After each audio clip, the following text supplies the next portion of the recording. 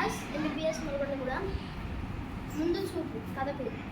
ఒక అడవిలో సీతాకోకచిలుక చీమ ఉండేది. సీతాకోకచిలుక ఎప్పుడు ఆడుతూ పాడుతూ ఉండేది. దానికి ఆకలి అయినప్పుడు మాత్రమే ఆహారం గురించి ఆలోచించేది. చీమ మాత్రం సీతాకోకచిలుక మాదిరి కాకుండా ఎప్పుడు ఆహారం కోసం తిరుగుతూ ఆహారం సంపాదించి తన పుట్టలో దాచేది.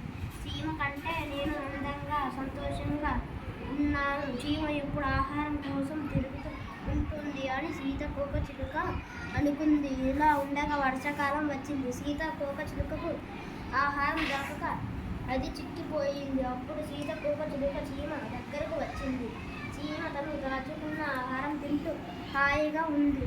దాని దగ్గరకు వచ్చిన సీతాకోకచిలుకకు తన దగ్గర ఉన్న ఆహారం కొద్దిగా ఇచ్చింది. దాని సీతాకోకచిలుక దిగి దాని కడుపు నింపుకుంది.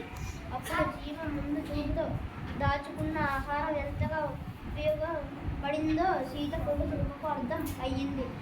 ఎప్పుడు సీతాకోకచిలుక జీవితంలో ప్రతి వారికి ముందు చూపు అవసరమని తెలుసుకుంది.